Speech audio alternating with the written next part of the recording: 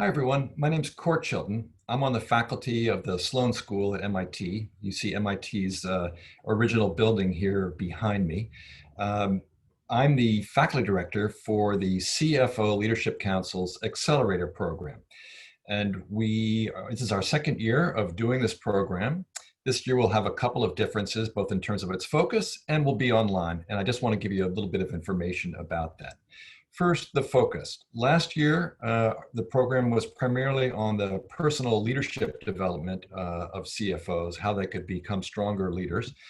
This year, we're going to take a more strategic and external and capabilities-oriented approach to the content. And so a few words about the faculty and what they'll talk about. We'll start off with Simon Johnson, who leads our Sloan Fellows program. This is a program for mid-career executives who want to get an MBA. It's very intense, lasts 1 year. He's the former chief economist of the IMF, and he's written a book called Jumpstarting America, which is about localizing innovation ecosystems and the role that small and medium-sized companies can play in driving innovation in their area. He'll be followed by Pierre Azoulay, a strategy and economics professor, and he'll talk about how to manage disruption, how CFOs can help their companies play both offense and defense in terms of people that are challenging the established business model, the established market model, or that are bringing in new technology that changes quite a bit of everything for some companies. We'll have two finance professors who will talk about their names are Antoinette Shore and Paul Mende. Antoinette will talk about internal investment allocations, where CFOs how they might think about putting money into innovation and how to think about those decisions the way a venture capitalist would. Paul Mende will talk about external issues, mergers and acquisitions, new financial structures. We'll talk about direct listings, SPACs, and we'll use Spotify as an example, their recent direct listing, just as a jumping off point for thinking about what CFOs can do to help their companies fund their growth, basically. In addition, we'll have Bob Posen, who's the ex-COO of Fidelity Investments, talk about the relationships between CFOs and their boards, particularly under critical decisions such as a merger, such as going public, and what CFOs can be doing today to manage those relationships so that the board is more likely to understand the kinds of decisions that are being made. And then I'll finish the program by integrating all this content and talking about CFOs as change leaders. So I'm hoping that content is interesting to you.